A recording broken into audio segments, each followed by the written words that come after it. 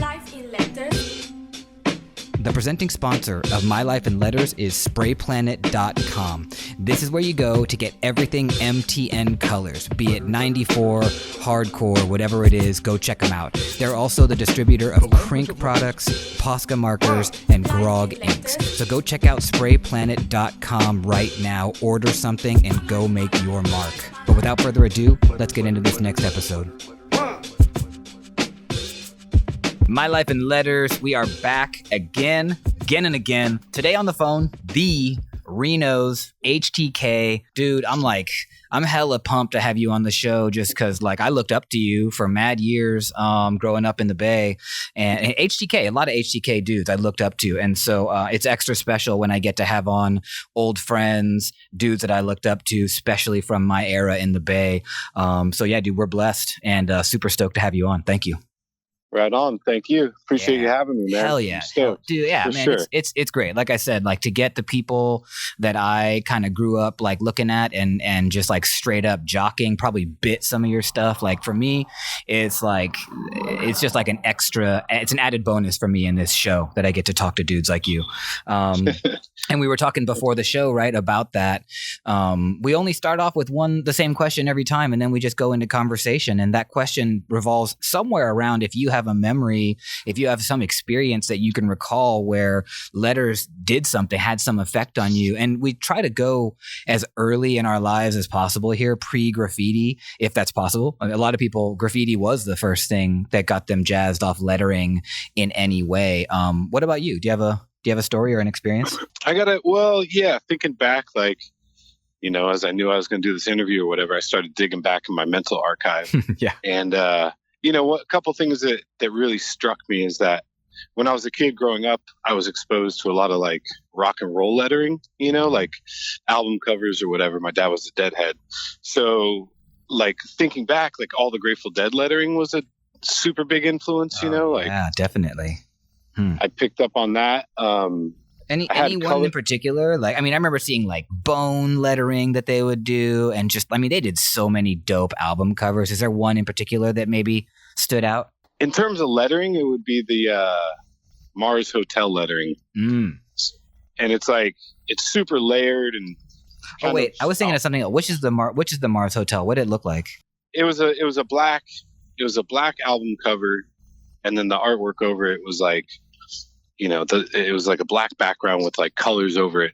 And then the lettering, I want to say, is a red and yellow, and it's a green base lettering. And then it's got a yellow, red, orange outline.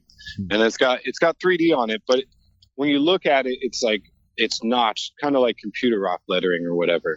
And really, I remember staring at it as a kid and I had no idea what it said, I couldn't figure it out. And it took me a while, and then I was like, "Oh, okay." I think somebody told me what it said, and then I could find the lettering in it.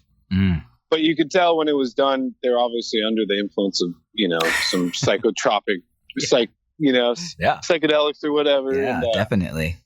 But yeah, growing up, the album collection was something I constantly looked at. How old were you when you first saw that Mars Hotel album? You think 6, maybe, probably younger. I don't know exactly when that album came out, but the archive of all that, Rick Griffin art or whatever, was something I looked at continually since I was, probably 1 or 2. That's awesome. And were you living in San Carlos at the time, or were you somewhere else in the Bay? Well, I was born in Illinois. And I moved out. Me too. Yeah. Where were you born? I was born in Quincy, Illinois, across the river from Hannibal, Missouri. Damn. Okay. I was born in Arlington Heights. I know it. I know the area. Oh, so Cuddy. Yeah. Super Cuddy. Yeah. Okay. And so then when did you guys move to the Bay? When I was 4. Came out here and landed in San Mateo and then Redwood City. So and then kind of, hopscotch throughout the entire Bay Area. Yeah, and that's funny, dude. I think a lot of guys that live in the peninsula did that. And for people that don't know the Bay Area, it's you have San Francisco and Oakland that are side by side in the north, kind of, and then down below it is this long peninsula, and there's all these communities that crazy dope writers came out of the peninsula. I mean, like I won't even get into the names. There's just so many. And I don't know if you were like me, but I wanted to be in the city because that's where everything was going on, you know, and like we knew of the city as like, that's the place to be. But I was down in Sunnyvale, you know, you're saying you were in Redwood City. But so then being in Redwood City, do you have, because Redwood City has like a pretty interesting, and San Mateo has an interesting kind of graffiti history of like gang graffiti and lots of just like skater, you know, punk stoner graffiti. Do you have recollections of that as a boy seeing tags? Yeah, I definitely do. There was a lot of like you were saying, like stoner graffiti or whatever, you know, like Led Zeppelin, Black Sabbath, Ozzy, AC/DC, The Doors, you know, WPOD, Stoner's Rule. What was Stoner's Rule? I have no idea, but that was just like something I remember seeing. Like a tag, or like it was written around places? Yeah, it was written around. That's you awesome. know, like people here had, I don't know, there was like kind of like sects of people, you know, like different classes or whatever. And there was like stoners and soulers, you know, SOULER, which were like people that were into soul music or whatever. That's fresh. I've actually never heard that. Soulers. That's dope. Yeah. Well, there was like kind of like a distinction between the two, you know, you're either like a stoner and a BMX dude with long hair and, you know, feathered long hair and a jean jacket, or you were a souler, which kind of meant you were into like soul music or whatever, you know, so like electro, wearing like tight like polyester pants or something instead of jeans jackets. Like I'm trying to envision the souler.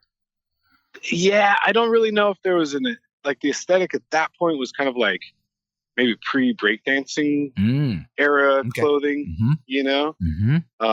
Yeah. So there was like a distinction between that, but like the early tags I also remember seeing were like a lot of the gang stuff too. Yeah. You know, like XIV and SSF and that kind of thing was already existent, like in the little pocket of the peninsula, you know? But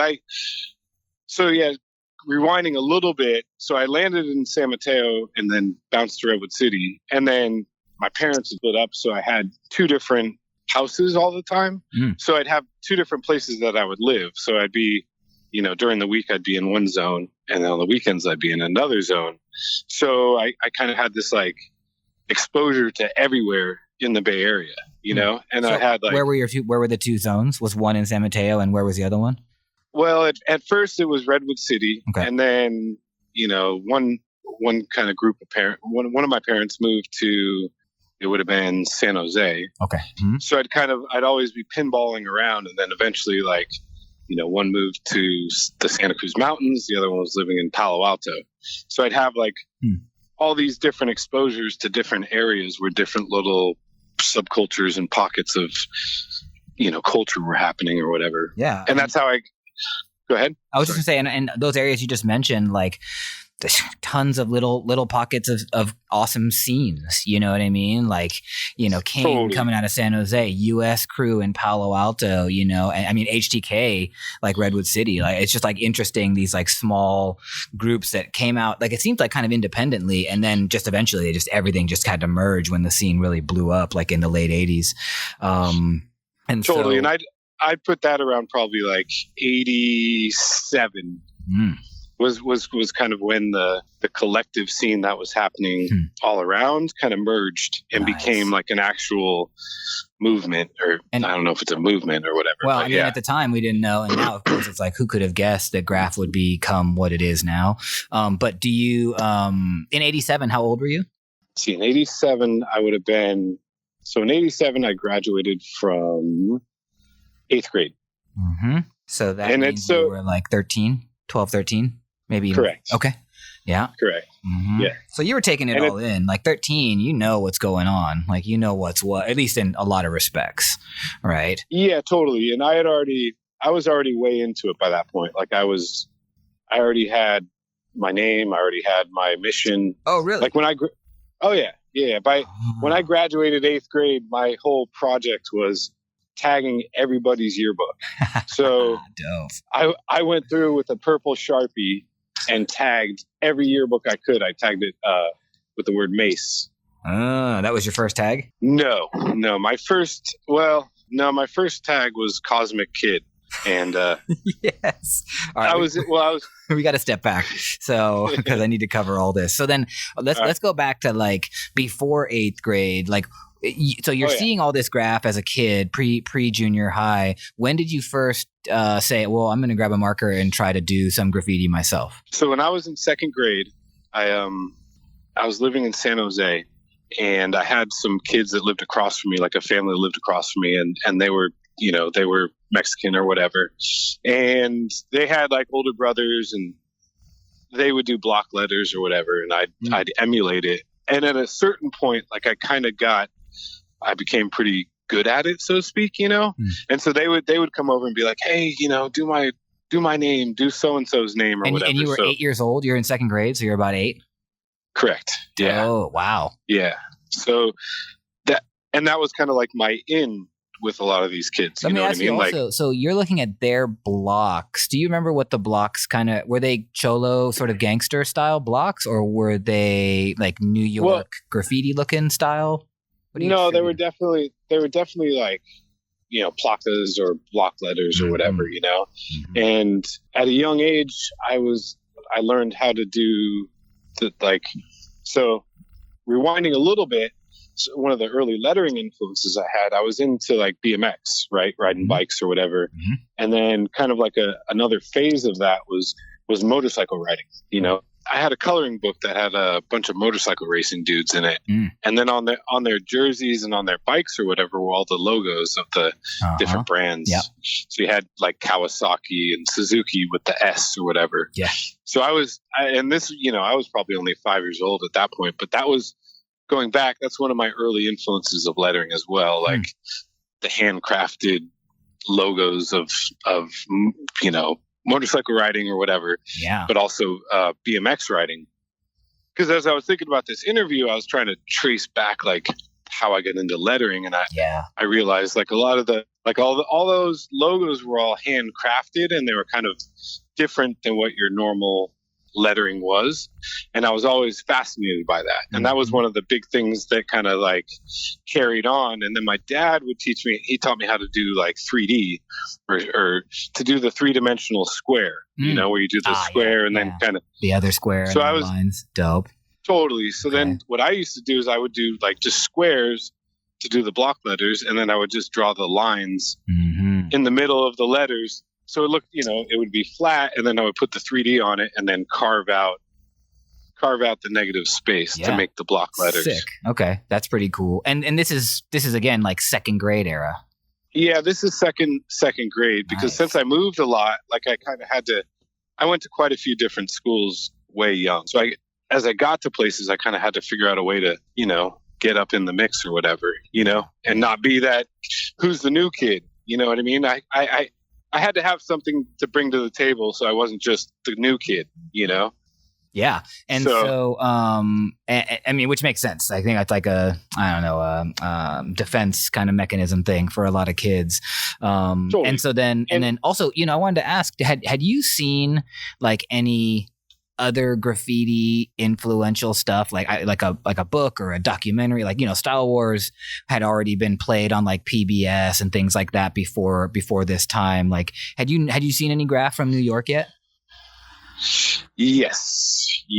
So, okay, good. Going back a little bit more. So I was already into the cholo lettering side of things before all of the New York side of things made its way out here. But then my dad was from New York, so I always had an affinity for anything New York. Like it didn't matter what it was, if it was the Yankees, if it was the, like that was my deal. So anytime I'd look at any kind of media like National Geographic or Time or Life or whatever, anything New York would like totally resonate with me, and I was obsessed with it. And when I was a kid, I did go back to New York probably 1979. Oh, damn. From what I remember, 1979, 1980, I had been to New York, and I remember being picked up from the airport, and it might have been 80. But anyhow, I remember driving through New York and on the highways, all the abandoned cars and whatever, but then seeing graffiti on the highway, Sick. and then getting into the neighborhoods where my family stayed.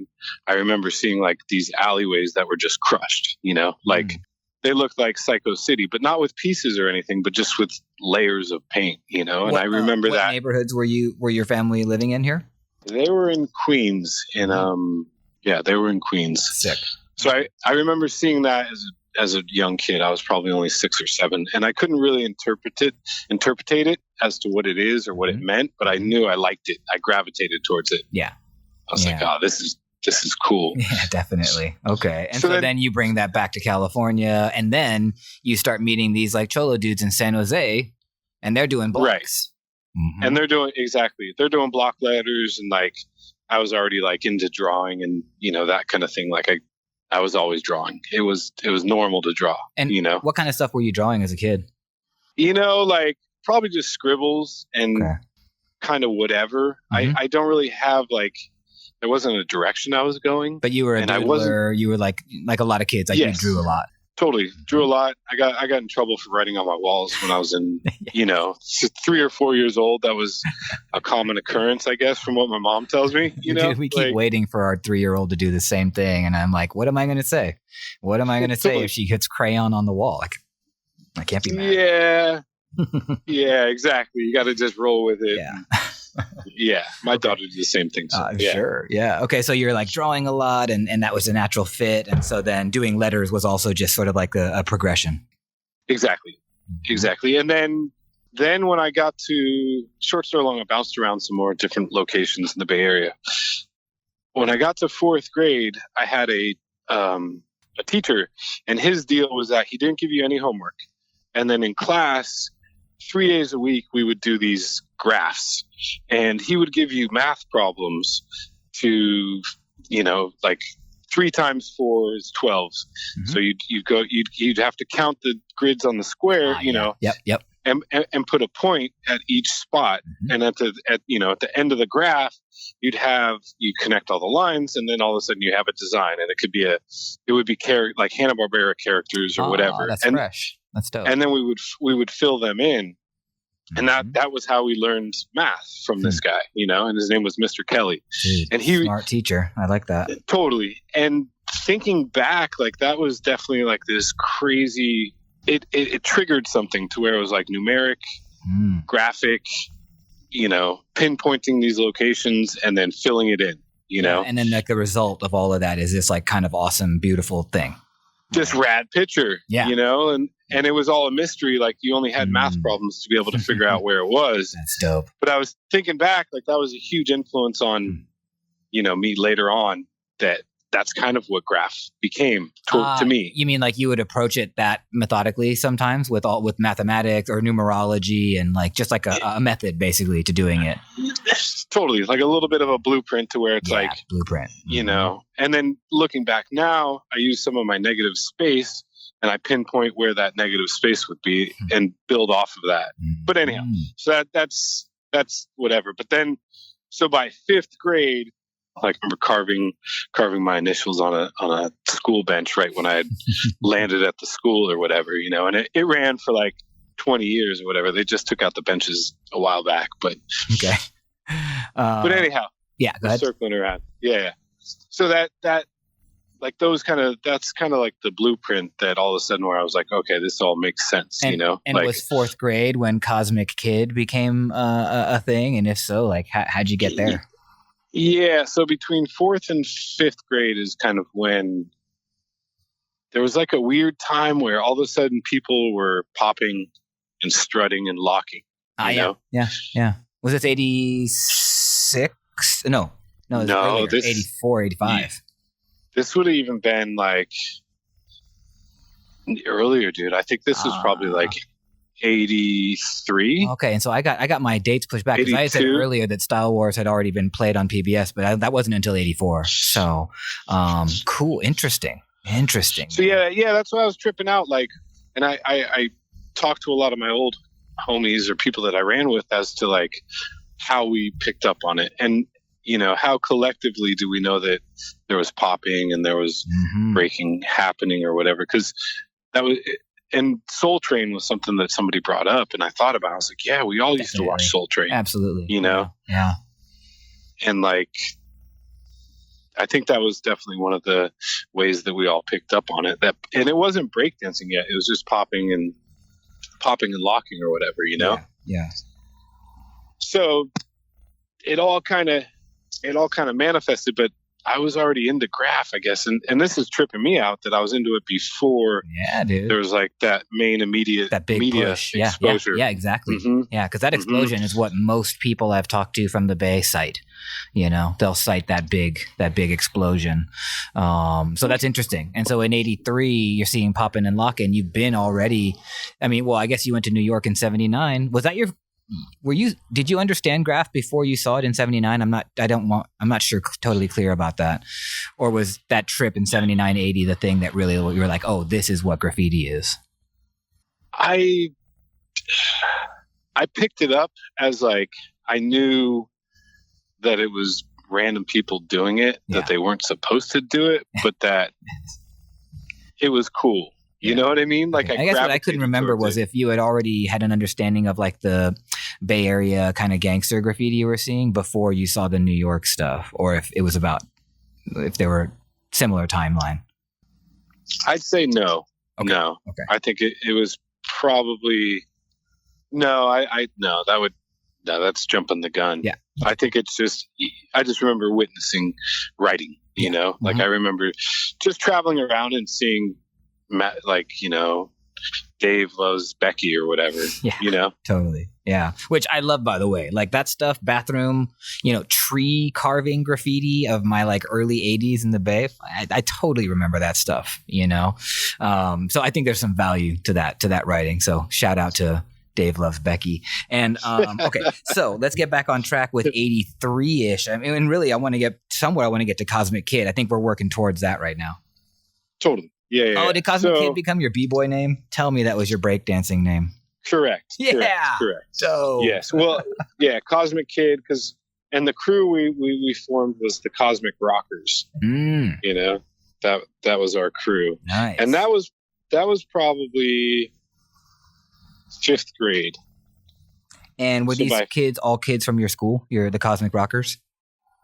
Yes. But by that time, like, breaking was popping, locking, that was something else that just some kids did, and a lot of them were, Spanish or, not your typical white kids, I guess. I think Filipinos were really doing it. They certainly were down the peninsula for us. Were they not Filipino crews like that? Totally. Mm-hmm. Yep. Filipino crews, Mexican crews or whatever. Yeah. And it was, yeah. Mm-hmm. So then you formed Cosmic Rockers, and then what? Then you took on the name Cosmic Kid? Yeah, I was the Cosmic Kid. Who were some of the other members in the crew? My buddy Matt. Did they have fun names like Cosmic Kid? Yeah, and thinking back, I can't really recall all their names, but one of them was Kid Ice. Nice. That was his deal. That dude must have been cold. He must have been ice cold. He was on the dance floor. He was cold as ice, man. He was ill. Yeah. And you started writing, because I've heard similar stories of this, of like, I started to b-boy and I had a name and I would just write my name, here and there on the linoleum that we would dance on or whatever it was. Right. So how did you start writing Cosmic Kid? Just drawing it around on paper, most likely, like drawing it on paper and little tags here and there with probably with Sharpie or what. Yeah. And did you our boom box or whatever? Did you do pieces that said Cosmic Kid on paper? Yes. And those were just the exact same thing of just the block letters. Okay. And they're super primitive, I look back and it's like, whoa. Did you save those? What I thought was really good. I still have a couple random things. Whoa, yeah. That's cool, man. Yeah. That's awesome. Yeah. So by 5th grade, was when fourth and fifth grade, in between that time zone. Mm-hmm. That was the first time we got paint and we went out and got up. And so that was around 84, 85. And so you guys got paint. How'd you get that? We just gaffled it from a neighbor's house in his garage. Damn, you were racking from the neighbors. Yeah, well. Yeah. Shit, yeah, whatever. I get it. We were kids. Yeah, totally. We were kids. We saw paint and came up on it. Yeah, what was it? Do you remember what kind of paint it was? It was some kind of like house, industrial paint, probably a Krylon, like Banner Red or something. And so we rode our bikes, got on the bikes, rode down to this creek, go into the creek, do our little tags or whatever. And while we're down there, someone's yelling at us like, hey, get out of there. So we run out, get on our bikes and ride away. And, we're sitting there just laughing. And it was like that euphoric high of like, we just got away with this. And that was so fun. And then that was the hook. That was it. Mm-hmm. That was it. And the crazy thing is actually a couple of them are still running. And wow. Really? Yeah. I just took pictures of them last week. Oh, dude, you have to share that with me. Okay. That's amazing. Yeah. That's wild. It's kind of crazy, dude. That's totally crazy that you can go back and see your first tags, dude, like 30 plus years later. That's incredible. But that was the hook. And then you had mentioned the name Mace earlier. What was the transition? How long do you Cosmic rock? How long were you Cosmic Kid? Oh, that was probably only 6 months to a year, But at that point, I'd already hooked up with my buddy who wrote Wild One, and he was the dude that pretty much laid the blueprint. He knew exactly how to do everything. Nice. Yeah, he was really good. He was. Who do you think brought up Wild One? How did he learn? He learned just by pure chance, I think. Like he just kind of picked it up. Just I don't know, like looking at media, and he didn't have a big mentor that brought him up. No, we didn't have anybody really down here to bring us up. Yeah, there was nobody else kind of leading the charge. We just kind of forged our own way. We didn't know how to do any of it. You know? Yeah, totally. Like there was no one else doing it. Like it didn't really exist. Yeah. And so Wild One, how'd you meet up with him? Yeah. Figure it all out. Yeah. And do our interpretation of it. You know what I mean? Like just kind of barge and figure it all out. And, yeah, definitely. Yeah. And so how did you meet Wild One? He was the new kid. He was the new kid that came to school, and basically just, I used to play soccer at lunch, and he was one of the dudes who played soccer, and it was like a version of soccer and rugby, and it was pretty aggressive, Nice. And he was good at it. We kind of paired up and just got into mischief together basically. And awesome. And we ran for probably a good 5, 6, actually no longer than that. We ran for like 10 years. Oh, wow. But that was really, yeah. So that was like in 5th grade. And he was one of these dudes that was just kind of like, he was naturally good at whatever he did, So whatever he picked up, he was really good at. And, so if it was BMX, he was really fast on his bike, or skateboarding, he was really good. Breaking, he was super good, and painting, he was super good. Yeah. Nice. And so shout out to Wild One. Yeah. Is he still around? You still, where he's at? We haven't crossed paths in a while. I've tried to find him, but you know, it's been a minute. Yep, definitely. Okay, but so then, how did Mace come up from Cosmic Kid? Mace, Mace came up because, so my friend Wild One had this poster of some kind of like Transformers, or I don't even remember exactly what they were, but there were the list of names of all the different characters, and Mace was one of them. And I was into weapons at the time. I used to like to draw weapons, like weird axes, and I don't know. I never quite figured out what that was all about. Oh man, that was part of the craze, dude. It was like Dungeons and Dragons was so huge in my world, man. Like that was a big game in that exact time. So yeah, dude, right. We were like creating like the super axe. They probably had like lasers shooting out of the top, like that. Yeah, drawing weapons. That's so cool.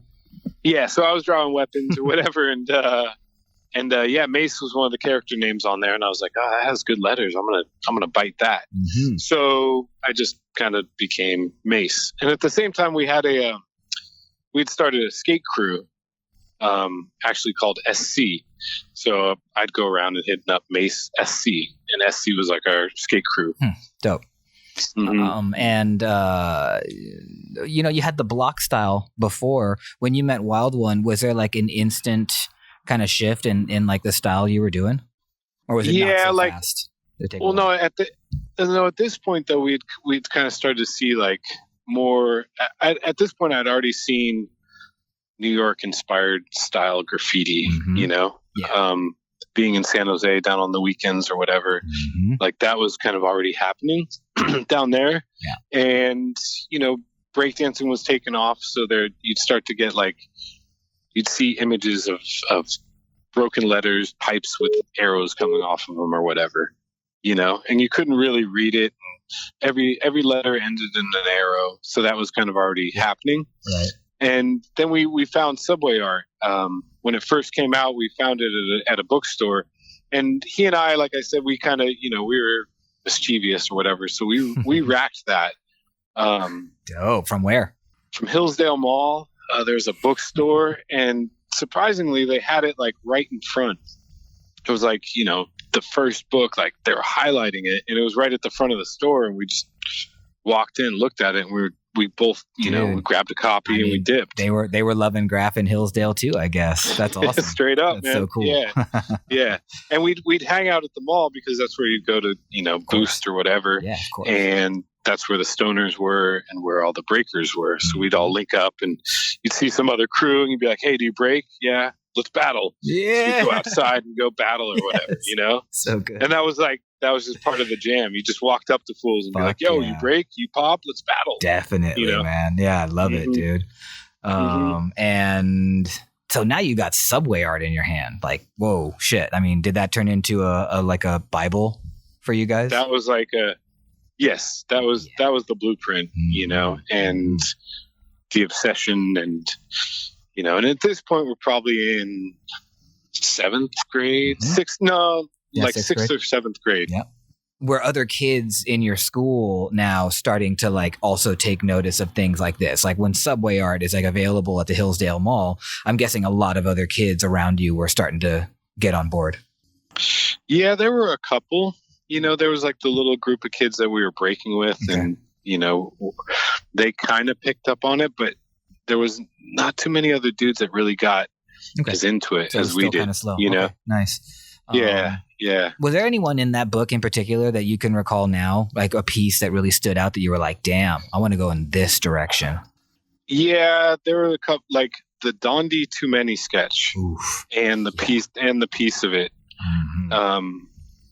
That was definitely the one, at least for me, that I was like, wow, this is heavy. See, dude, and that's so interesting now for me to like, the mind starts to race thinking about all the pieces I've seen from you. And now knowing that Too Many piece was a big influence, it's like, oh man, I wonder where the connections are, And part of the reason I think that had such an impact was because there was the sketch of it first. Yeah, dude, the process. And that kind of, that I mean, it just informed you. It just told you like, oh, here's a little bit more of how it's done. Even though you probably kind of knew that in a way on some level because you'd been sketching for now years, really. Right? Drawing letters for years already. So that's 87. You get Subway art. No, I want to say sorry, that was 85, 86. Yeah, because 87 was when you graduated 8th grade. So yeah, 85, 86, you get your hands on that thing. And you'd already done some tags with spray paint. Were you now like thinking, well, I gotta like paint a piece on something? Now you're seeing all these trains with full color burners. Yeah. So at that point, like Wild One kind of was, he was the leader of the pack or whatever. Like he kind of led the charge, and he went out one night and did a piece on the local hardware store. So, and he knew exactly how to do it. He did a school bus yellow outline, then came through with like a little bit of red and did some notches and bubbles like within the letters, and then outlined it in black.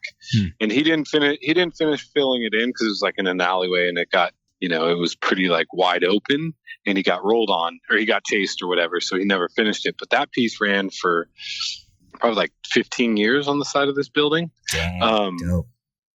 So then at that point he was like, okay, let's go paint. So we went and did a NASA piece, Night Associated Style Artists. That was my first experience doing a piece. And where did the NASA thing come from? Where did the NASA thing come from?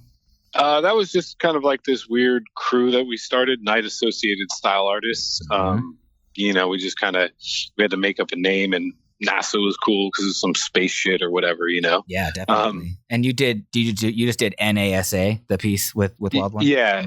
Yeah, NASA. And it's funny too, because we did it in between a building, so you couldn't even really get a good photo of it. You had to stand back and get kind of like this weird awkward angle. And so we ran that. But that was the first one that we did. And then eventually, like, I also at this time started writing Mad One. For no real particular reason. He was Wild One, I was Mad One, because we were crazy, I guess, or whatever. Yeah, you guys were wild and mad. Yeah, man. But before that, with that NASA piece, can you just tell us a little bit about that whole night? Like, what was the mission like? What was the style of the piece? What were the cans and colors that you used? It was all like random brands, like weird industrial type brands, like auto paint. Maybe stuff. Auto paint. I don't even think there was any Krylon in there. I doubt there was Rust-Oleum. It was just kind of random industrial car paint or whatever. Because everybody had like in-house cans back then, and every auto body shop sold like different cans. So there was just like a ton, right? Totally. And the places we were racking them from or whatever, like they were auto body supply stores or an industrial hardware store. They didn't really have like full racks or whatever. So we got on our, we went probably 8:00 at night, we had duffel bags of paint and rode our BMX bikes, not 3 blocks away from our house, and then found this little open lot or whatever and went in between the two buildings and did our thing. And it was super windy, super pitch black, couldn't see shit, and did our thing or whatever. And nobody would ever really see it unless you went in between these two buildings. Could you even get like some kind of flick of it, or were you even taking photos yet? Okay, you could. Yeah. Okay. And we didn't take photos at the time.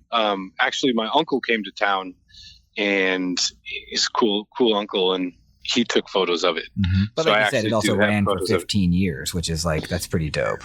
Correct. Yeah. And what were the colors? Like, do you remember what you filled it in with and outlined with? Well, we filled in with like a consortium of colors. Looking back, like the fill-in's actually really good in terms of not knowing what we were doing, and it was all clouds and bubbles. So it's just like blurs of color everywhere. and then like a black outline with like a drop shadow black 3D.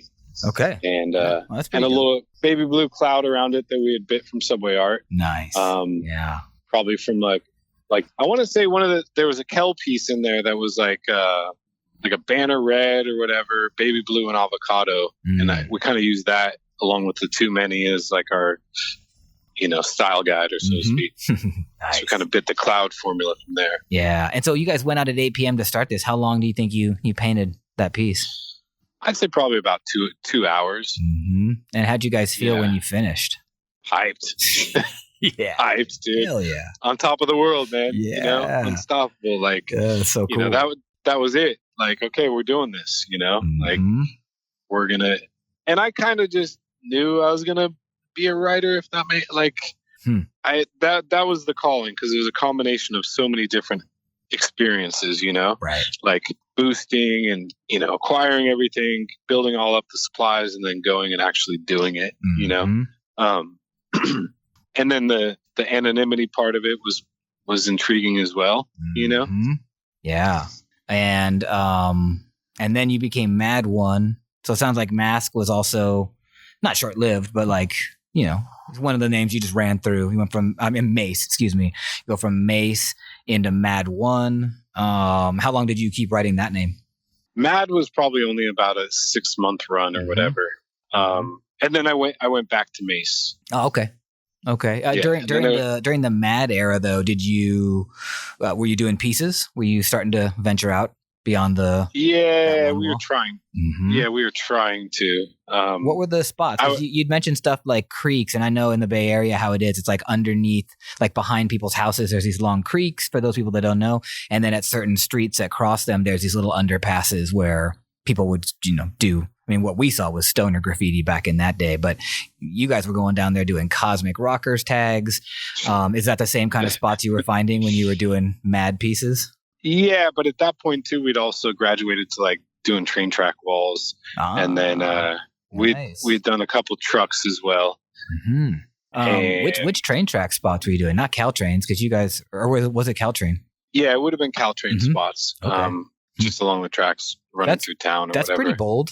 I mean, like some of those walls are not like hidden exactly. They're very much out in the open. You can see it from what's that Central Expressway? Like there's streets that just like go right next to a lot of those walls, right?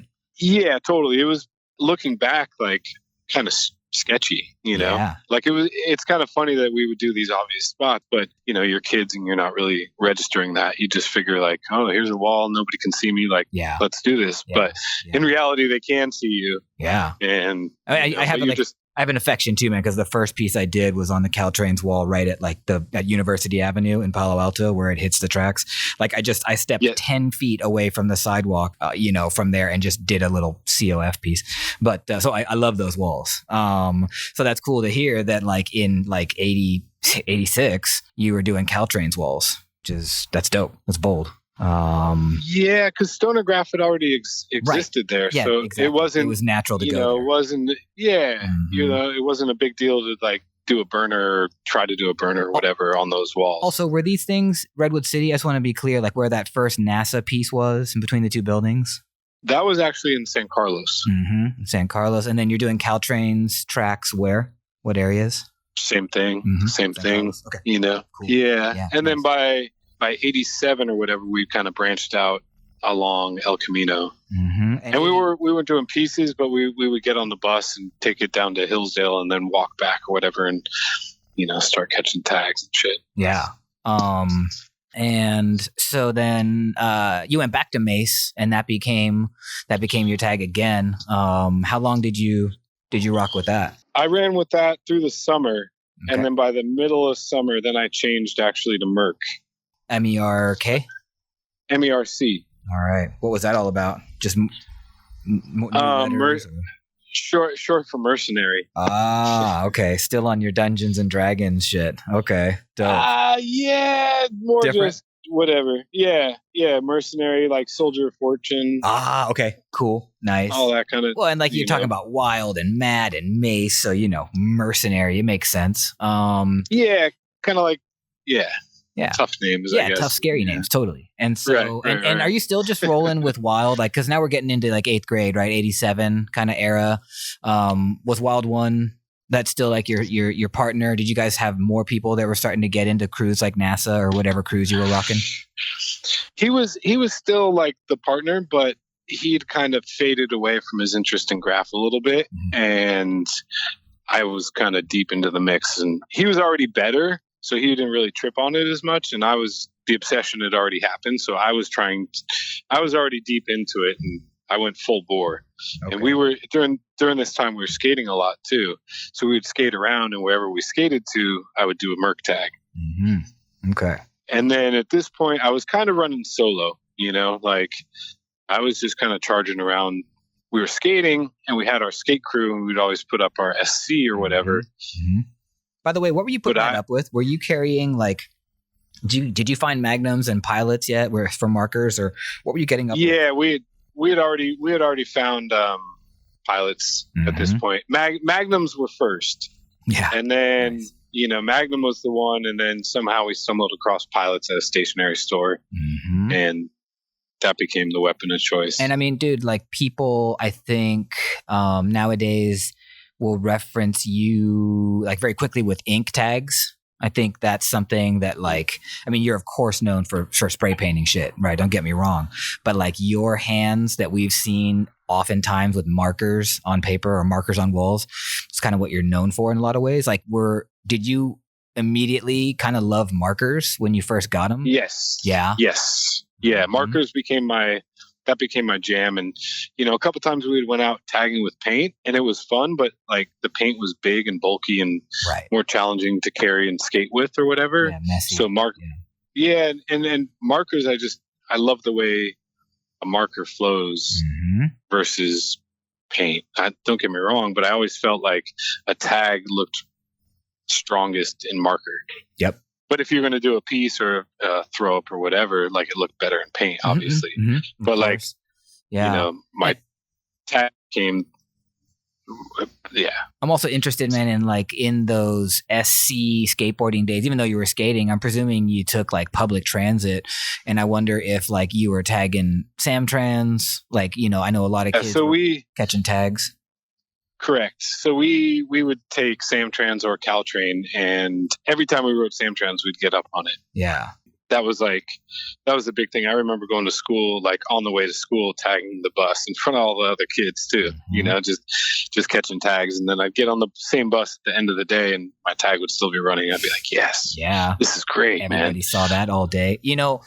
What I always keep hoping to hear about is like some golden era of bus hopping Samtrans. And I haven't really heard of it. Like, I was a part of the scene in San Francisco in the early 90s, bus hopping that is. And like, I wonder if you can talk about a scene on Samtrans. Was there ever?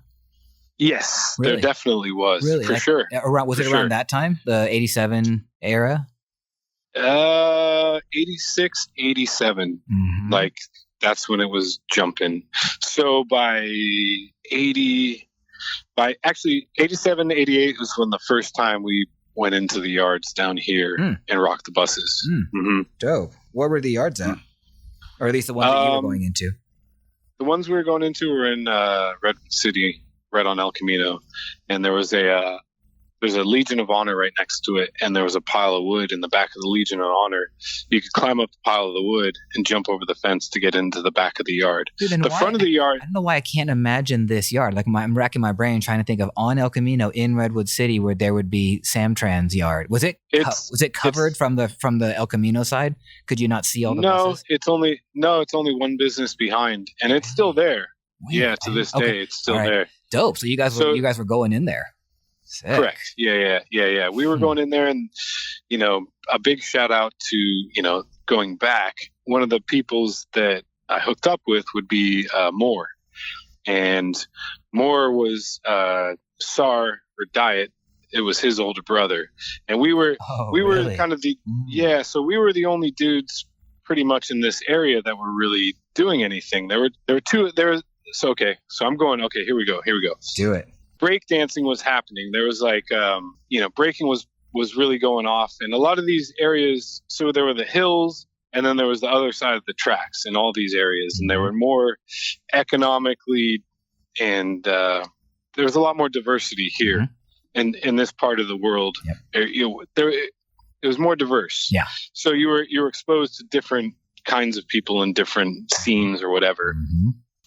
Redwood Shores, Foster City, San Mateo already had like a huge breakdancing contingent. There was breakdancing was happening already there, and there were other riders over there. There was a dude named Oz who was kind of one of the first ones in that little region, and also Sway from Boston.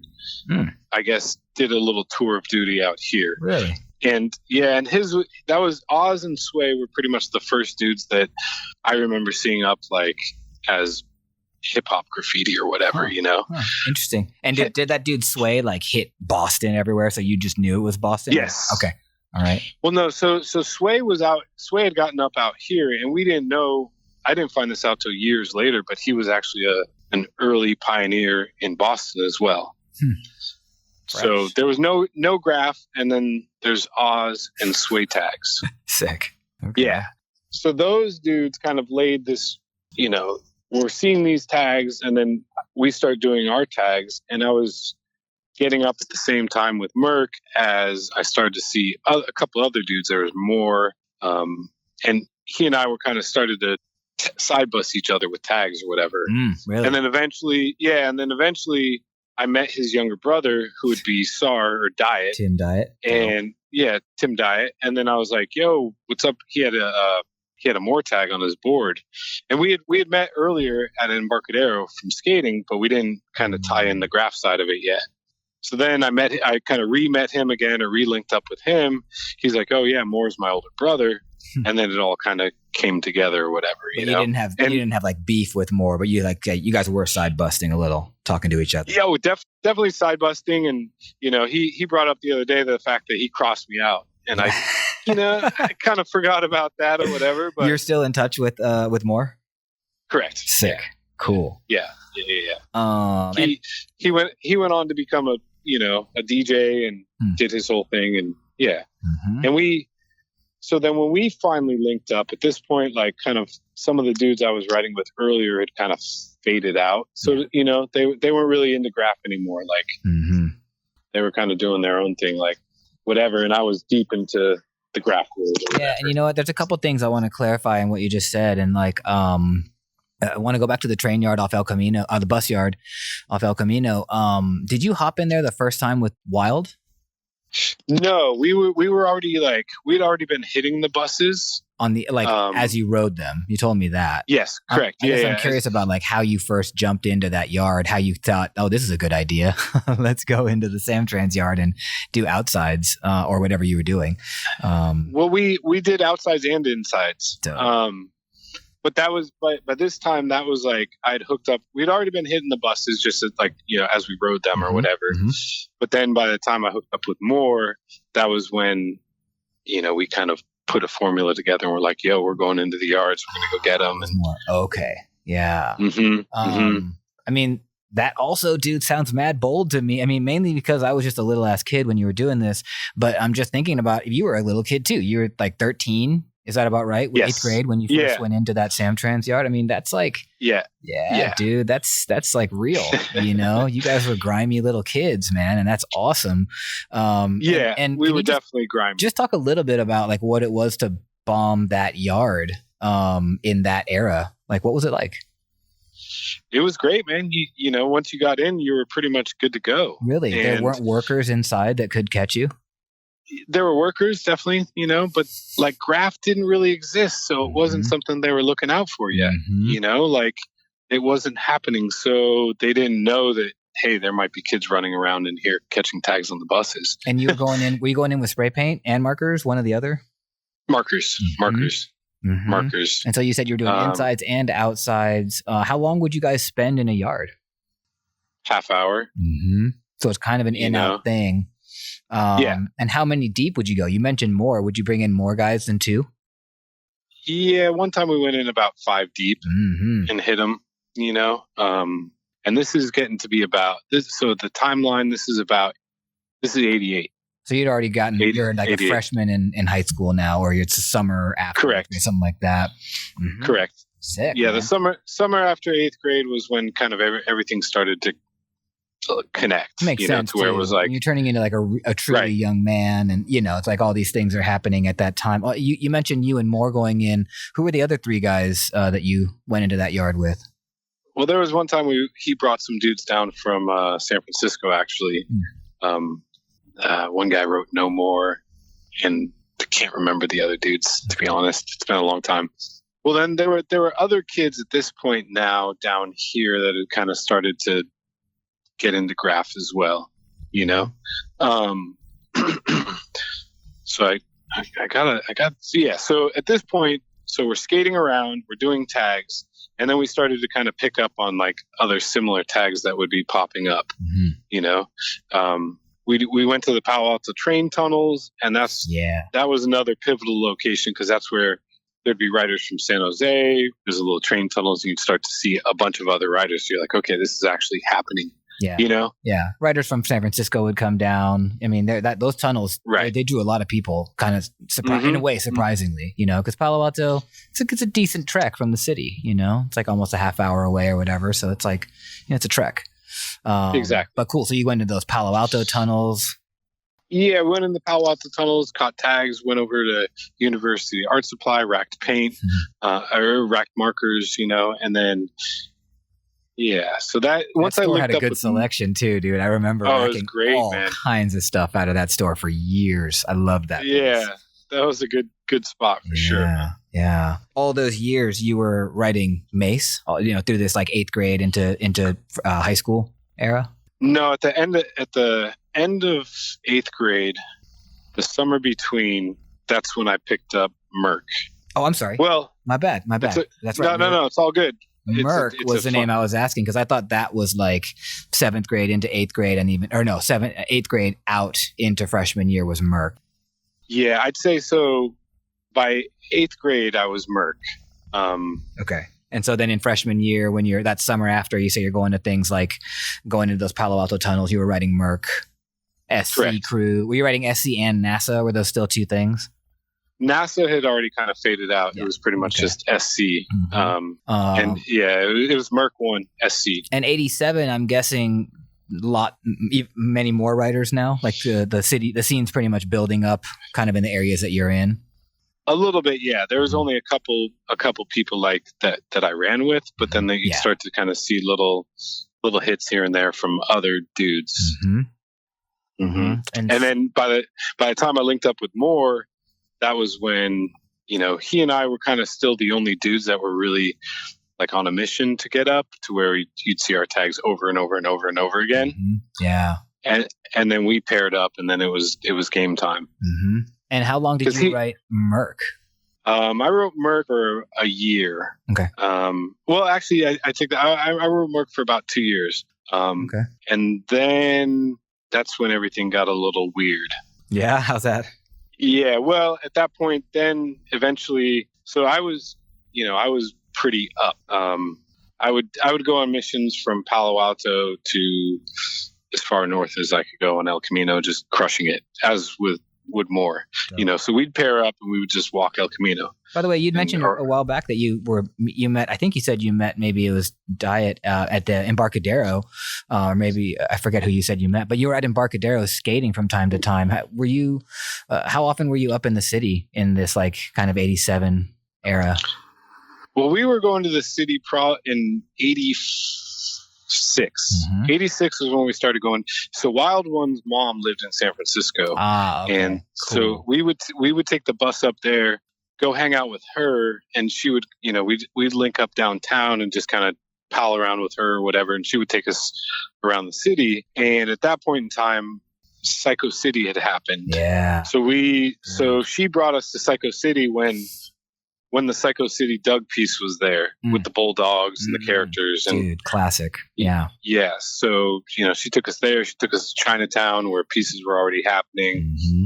And I'd already had a family friend that lived up there. So we'd go up there pretty frequently and I'd see a lot of graph. So you did get to take in the San Francisco scene, it sounds like, pretty much. And in like a heyday, like that 86 era, like people were just killing it, Correct. Yeah. That's cool, man. Yes. Mm-hmm. Yeah. And at that point I'd already linked up with Diet, and we would go up there and skate and, go do tags or whatever. What was he writing back then?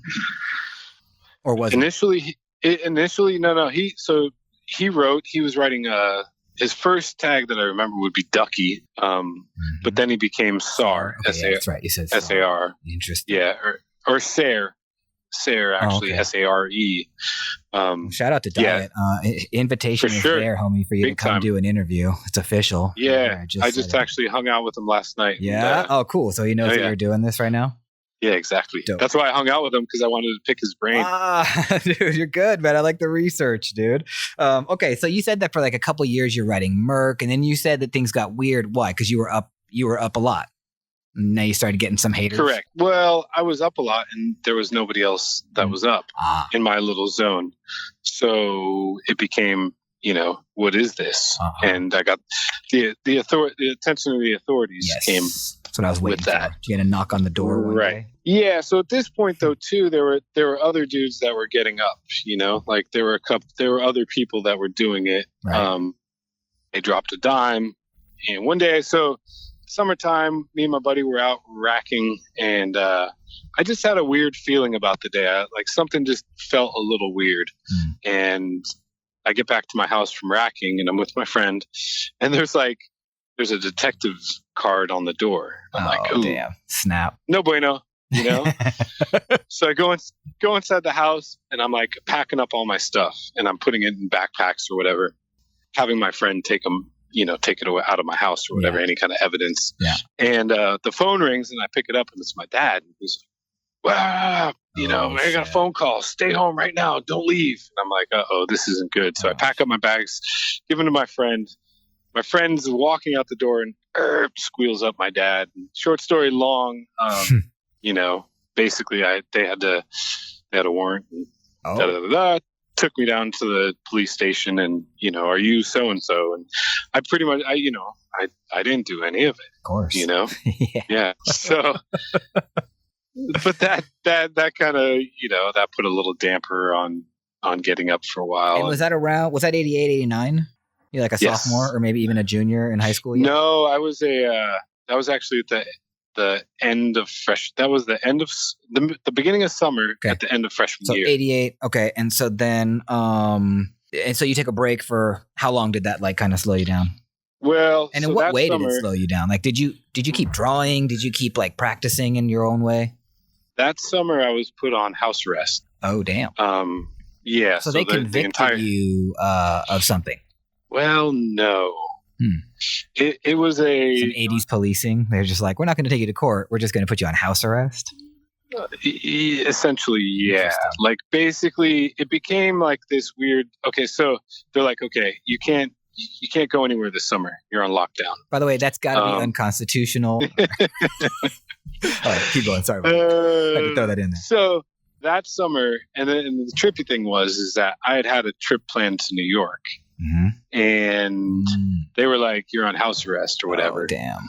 So the only thing I could do was to get a job. So I got a job at a donut shop of all places, right? So then all of a sudden I'm working at the donut shop and who comes in all the time? But anyhow, to get their donuts. And yeah, short story long, but everybody's got to eat, dude. For sure. You got to get hungry. So at that point I had to change my name, and then that's how I came up with Renos. So it was S Oneer backwards. So sick. The Oneer, the Oneer was a thing that was happening or whatever. Mm-hmm. And S for my first initial or whatever. So I turned it around and I was like, oh yeah, that sounds cool. It's a weird word nobody's ever really heard or used, Dude, I like it. It's a good one, man. Yeah. And I always thought there was going to be some Nevada story, some lost your virginity in Reno and that was it or something. But okay, dude, that's cool, man. S Oneer. That's dope. Backwards.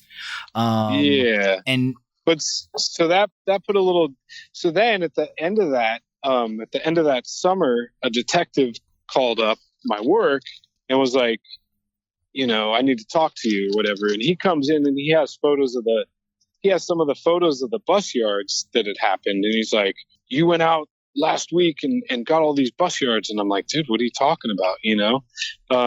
That had happened a year before. Oh. And he kind of tried to be like, yeah, we're going to, you got another case coming for doing these buses, even though it had already happened, long before. And they made me transfer schools, and they told me that these, there was other gangsters that were looking for me. And it's funny because the gangsters they kind of referred to were actually people that I knew and was cool with. Yeah, that's funny. Yeah, and like, yeah. They lost their credibility right there. Totally. But then, so at that point, like I was on a little bit of a freeze, but I was still totally drawing, and I was already determined, I guess you could say, Well, dude, sounds like there was determination was not in short supply for you. And you talk about that freeze you take, and I got to tell you, that's the time for us to take a freeze in this interview, dude. And sometimes it happens where we do part ones and part twos later because we just covered up to 88. That's pretty dope, man. Means we have a lot more to talk about. And so I used to do this every once in a while. I'd be like, I'll put you on record. Will you come back and do a part two in down the road? Oh, for sure. Definitely. Dope. Because I think I just rambled on way, they're definitely no, dude. That was what we just talked about. Was very pointed. It was very focused. Actually, no rambling at all. So, dude, that was awesome. And what we tend to do is we'll get people to kind of plug where people can find your work. Do you have like a website or Facebook and Instagram things that you want to plug a little bit? Just Instagram. I'm on there a little bit. Dibble dabble. Yeah. What's the handle? Yeah. At Renos Swoner. RENOSONER. Yeah, the palindrome. Dope. And no site, nothing else like that. But that's where we can see like your kind of most up to date work. Yeah, correct. Okay, dope. Well, listen, man, this has been like really, really, really good. And this is the kind of stuff for me. I just like geek out, dude, on hearing 80s Bay Area graph stories. Like this is what I one of the reasons I'm doing this podcast is to get that information out there because it's gold, man. This interview was gold. I'm saying it right now. Yeah, dude, I thank you for taking the time. Thank you, man. Hell yeah, bud. No, thank you. Appreciate it, man. Yeah, it's important too, man. We can't lose these stories. You know what I mean? It's like so important that we preserve them somehow. Yeah. So it's my life in letters and a love of letters, dude. Completely, like, man. And it goes and it cuts so deep. It's like some people think that this graph thing is just like some surface thing for a lot of people or for everybody, and I'm like, no, it goes to the core, And again, dude, really appreciate your time. Likewise, commend you on your work, man. Keep it going. Thank you. Appreciate that. My Life in Letters is looking to grow and expand our team. If you think you're right to collaborate and partner with us, please drop us a line at either mylifeinletterspodcast@gmail.com or send us a direct message at our Instagram page at My Life in Letters Podcast. My Life in Letters is recorded live in Bushwick, Brooklyn, USA. Our sponsor is sprayplanet.com. Our producer is Christopher Piccioni. Our videographer is Jordan Miller for Way Up Creative. Our intern is Jessica Magar. Our theme music is by Fonte. And my name is Adam Fujita. Thanks for listening. Have a great day. Peace. Life in letters. Letters. The language of letters.